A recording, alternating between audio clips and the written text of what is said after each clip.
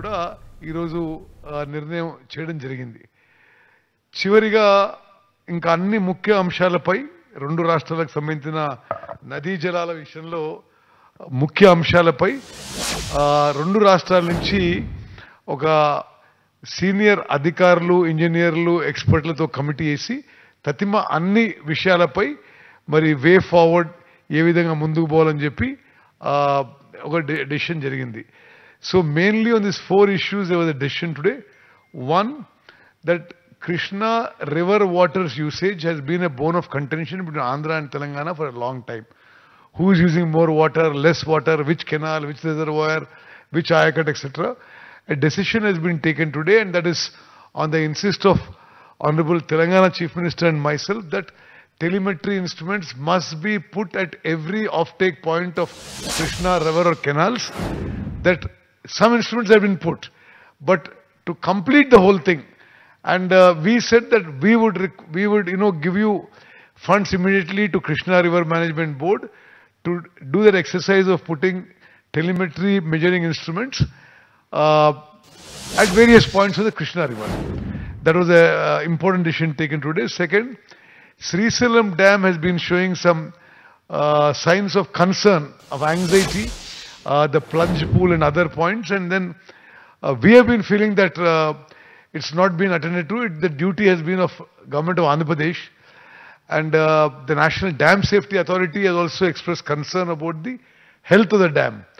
So it was decided today, the Government of India has given directions to the Government of Andhra Pradesh that Srisailam Dam will come under them for the purpose of maintenance, and immediately on a most urgent basis, whatever needs to be done, whether it is a plunge pool or other parts of the dam that need urgent work, will be done immediately.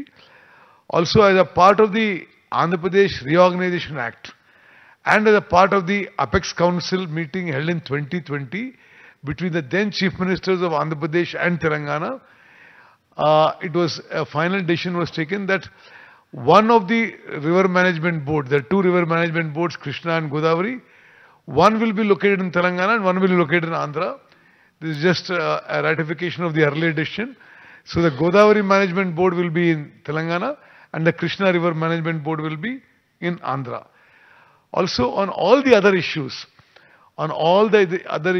concerning Godavari and Krishna River water issue, a decision was taken that a committee formed of consisting of senior officers, engineers and experts from both states would be formed in the next 3-4 days a week, and they will, in the next 1 month or approximately 30 days, they would come up with a way forward on all issues concerning the two states on Krishna and Godavari rivers. Thank you.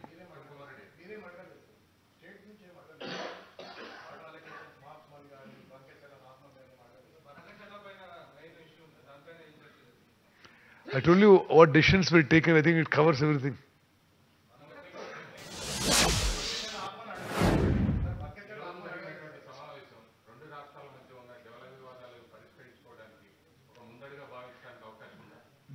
Definitely, definitely I think it's a very good thing that both the chief ministers and delegation from both states met under the aegis of the Government of India, and any issues that were there were mentioned, and the officers committee would take a decision on the way forward.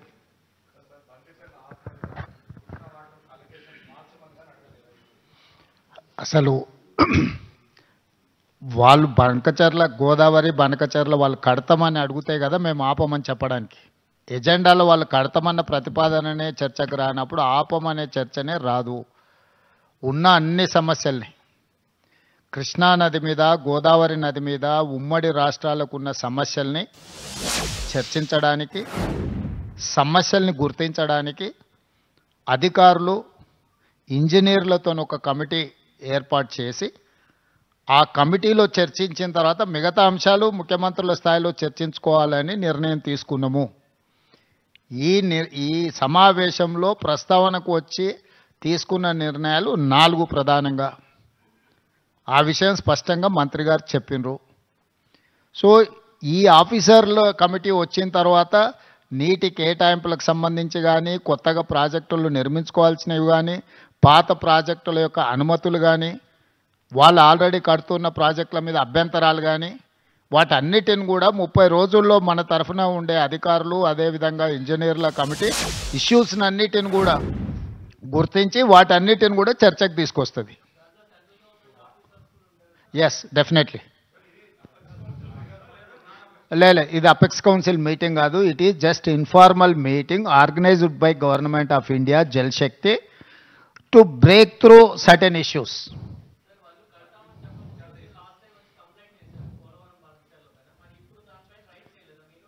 ఇప్పుడు already ఆ complaint చేసినాం, ఆ ఫిర్యాదు ఉంది. ఆ ఫిర్యాదుల మీద Polavaram project authority కానీ, లేకపోతే సిడబ్ల్యూసి కానీ, లేకపోతే గోదావరి రివర్ మేనేజ్మెంట్ బోర్డు కానీ ఆల్రెడీ ఏమేమైతే మా ఫిర్యాదుల మీద అభ్యంతరాలు చెప్పాలనో పూర్తి స్థాయిలో అభ్యంతరాలు చెప్పినాయి.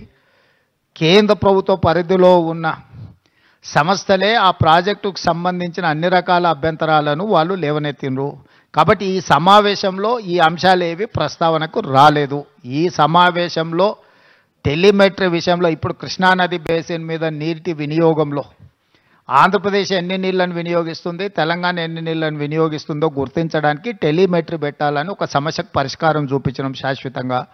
రెండవది, శ్రీశైలం ప్రాజెక్టు డ్యామేజ్ అయింది, డ్యామేజ్ అయింది, దీన్ని తక్షణమే రిపేర్లు చేయాలని ఎన్డీఎస్ఏతో సహా మిగతా సంస్థలు ఇచ్చిన వాటిని, ఆ డ్యామ్ని నిర్వహించాల్సిన బాధ్యత ఆంధ్రప్రదేశ్ పరిధిలో ఉంది. వాళ్ళు వాటిని అన్ని రకాలుగా ఏవైతే సమస్యలను పరిష్కరించడానికి వాళ్ళు ముందుకు వచ్చిండ్రు. Godavari river management board, Krishna river management board ఆంధ్రప్రదేశ్లో ఒకటి, తెలంగాణలో ఒకటి ఉండాలని పునర్విభజన చట్టంలో ఉంది. 2020 అపెక్స్ కౌన్సిల్ మీటింగ్లో కూడా నిర్ణయం జరిగింది. దాన్ని అమలు చేయాలనుకున్నాం. ఇప్పుడు మీరు చెప్పే అన్ని అంశాలు, నీళ్లు కానీ, కొత్త ప్రాజెక్టులు కానీ, లేకపోతే ఇతర ఏ ప్రాజెక్టులు అన్నీ కూడా అధికారులు ఇంజనీర్ల కమిటీ ముందల ప్రస్తావనకు వస్తే అక్కడ చర్చించిన తర్వాత అక్కడి నుంచి పైకి వస్తాయి. అన్నీ ఉంటాయి, ఎన్ని ఉన్నాయో. గోదావరి నదికి గోదావరి నది ఉపనదులు, కృష్ణానది ఉపనదులకు సంబంధించిన ఆల్రెడీ నిర్మాణంలో ఉన్న ప్రాజెక్టులు కానీ, నిర్మించడానికి ప్రతిపాదించిన ప్రాజెక్టులు కానీ, ఇప్పుడు ఉన్న ప్రాజెక్టుల నిర్వహణలో ఉన్న అంశాలను కానీ అన్నింటినీ వాళ్ళ ముందల ప్రస్తావనకు వస్తాయి. వాళ్ళు ఒకసారి ఆ కమిటీ అపాయింట్ చేసిన తర్వాత వాళ్ళ అంశాలను అన్నిటిని తీసుకొని చర్చించి అక్కడి నుంచి ప్రతిపాదనలు వస్తాయి.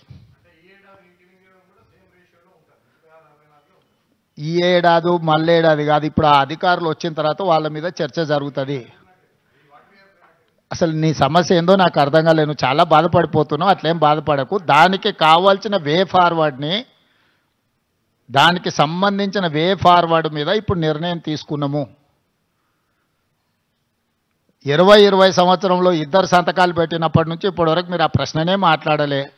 ఇవాళ 25లో పరిష్కరించడానికి ముందుకు వచ్చినప్పుడు మీకు అదొక సమస్యలాగా కనిపిస్తుంది. మేము మొదటి నుంచి చెప్తున్నదే అది.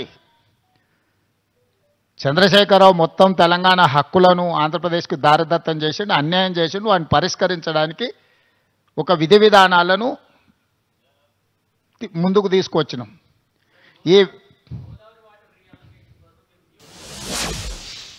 అసలు ఈ 4 అంశాలు మాత్రమే ప్రస్తావనకు వచ్చినాయి. 4 అంశాల మీద నిర్ణయం తీసుకున్నాం. మిగతా అన్ని అధికారుల కమిటీ నిర్ణయించిన తర్వాత అక్కడ ఇవన్నీ మీరు చెప్పే విషయాలు, లేవనెత్తుతున్న విషయాలన్నీ అక్కడ ప్రస్తావిస్తాం.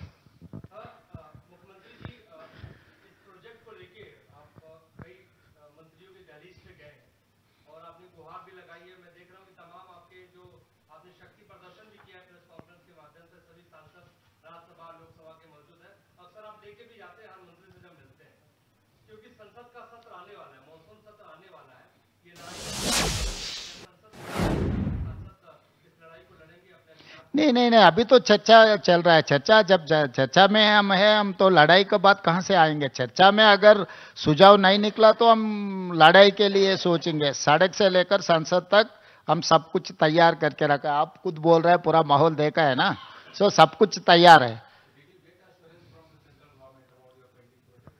Yeah, definitely that is something different from this.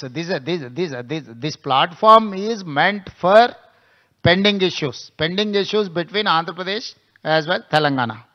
So we have taken a decision, we have evolved one mechanism to identify issues, then we will take a decision on those issues.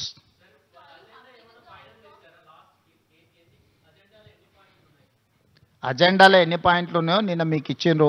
Telangana తరఫున ఎన్ని అంశాలు ఉన్నాయి వాళ్ళు అసలు central government just platform organise చేసింది అంతే. వాళ్ళంటూ ఏమీ చేయలేదు. They are facilitators.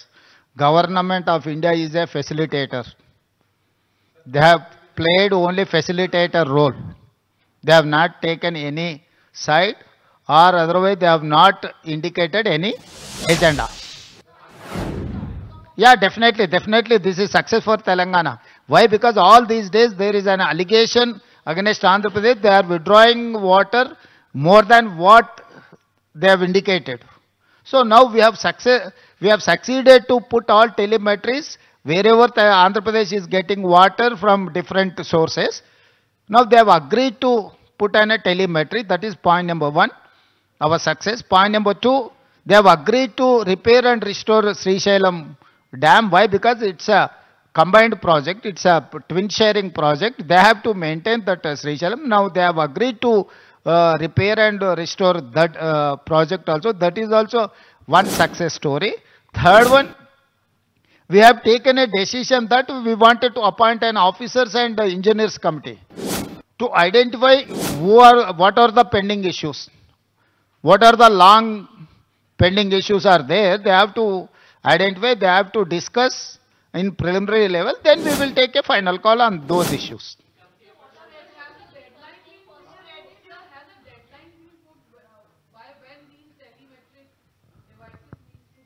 Yes, we have decided to resolve within 30 days.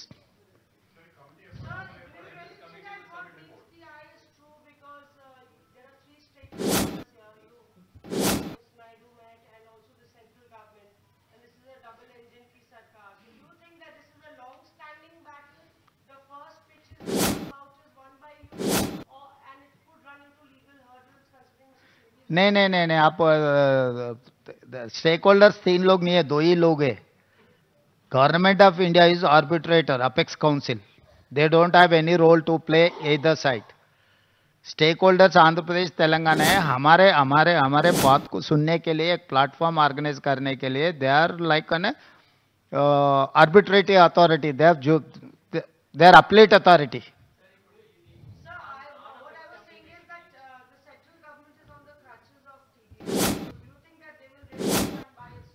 अब अजम्पशन का कोई मौका नहीं है.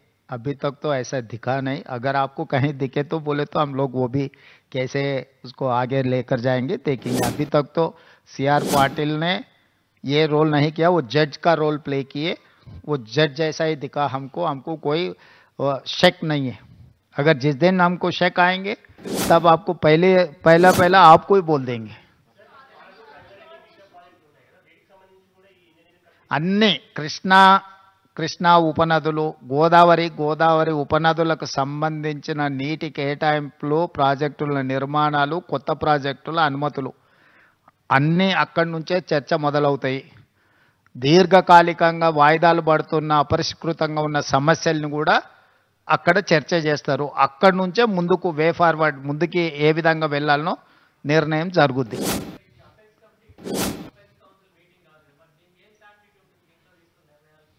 దేనికైనా ఏం శాంటిటీ అపెక్స్ కౌన్సిల్లో నిర్ణయాలు తీసుకున్నారు, అమలు జరిగిందా? పార్లమెంట్లో చట్టం చేస్తేనే మోడీ గారు ఒప్పుకుంటారు. ఏం శాంటిటీ ఉంది? స్టేట్ రీఆర్గనైజేషన్ యాక్ట్లో సర్టెన్ ఇష్యూస్ చట్టమే చేశారు కదా పార్లమెంట్లో 2013-14లో. 2014లో చట్టం చేసిన వాటికే శాంటిటీ లేదు.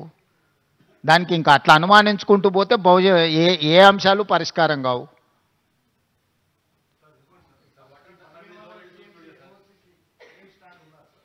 ఏమైందే నీకు? ఈరోజు జరిగింది ఇదే. నువ్వు ఏందేందో కొత్త కనుక్కొని వచ్చి నీ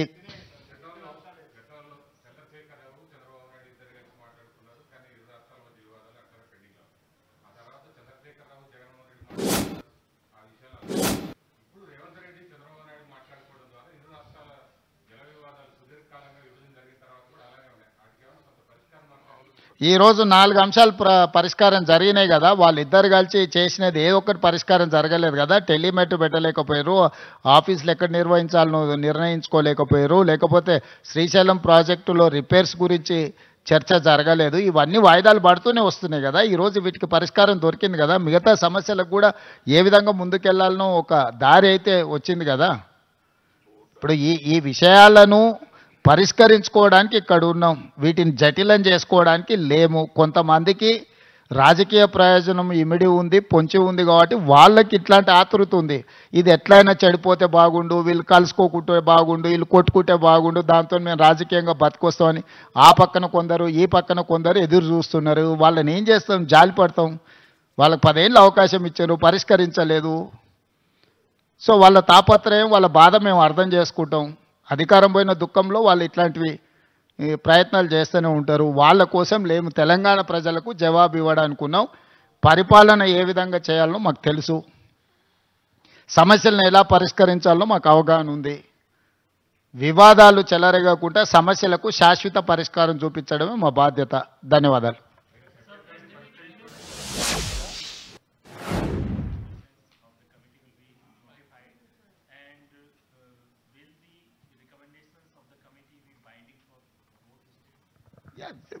We think so. We have to accept. We only appointing that committee. We have to accept those committee recommendations. Now we have taken a decision that we have to appoint a committee. That is first step. Second step we will take based on the issue. Issue-based discussions are there. We will discuss and we will take a final decision. There many issues are there, but we have not discussed which is undecided issues. We have discussed only decided issues. That is what we wanted to brief. Thank you.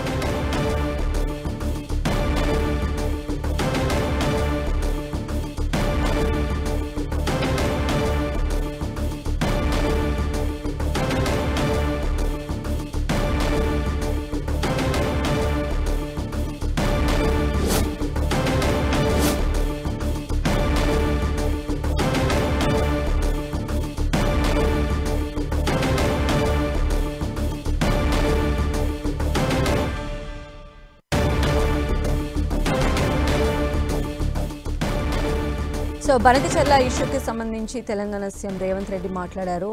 ఇది నీటి వినియోగంలో గత ప్రభుత్వం నిర్లక్ష్యం చేసిందని చెప్పి అన్నారు. టెలిమెట్రీల ఏర్పాట్లో కూడా గతంలో ఉన్నట్టు దాన్ని నిర్లక్ష్యం చేసిందని చెప్పి వ్యాఖ్యానించారు. ఏదైతే ఇది చాలా క్యాజువల్ మీటింగ్గానే ఆయన అభివర్ణించారు. ఇదేమీ అపెక్స్ మీటింగ్ కాదు అనేటువంటి వ్యాఖ్యలను కూడా సీఎం రేవంత్ రెడ్డి చేశారు. ఏపీ అక్కడ దానికి సంబంధించిన ఇష్యూని లేవనెత్తినప్పుడు మనం ఎందుకు దాని గురించి మాట్లాడాలి అని కూడా రేవంత్ రెడ్డి చెప్పడం జరిగింది. గతం నుంచి కూడా మేము బనకచెర్ల ప్రాజెక్టును వ్యతిరేకిస్తున్నామని చెప్పి కూడా సీఎం రేవంత్ రెడ్డి ఈ సందర్భంగా మరోసారి ఆయన స్పష్టం చేశారు. ఇప్పటికే అభ్యంతరాలు చెప్పాం కాబట్టి ఏపీ దీనికి సంబంధించి ఏదైనా లీడ్ తీసుకుంటే అప్పుడు కౌంటర్గా మాట్లాడతామని కూడా చెప్పారు. అమరావతిలో కృష్ణా బోర్డు, హైదరాబాద్లో గోదావరి బోర్డు ఇలా ఏర్పాటు చేయాలంటున్నారు. కేంద్ర జలశక్తి మీటింగ్లో చాలా కీలకమైనటువంటి డెసిషన్స్ తీసుకునే అవకాశం ఉందండి.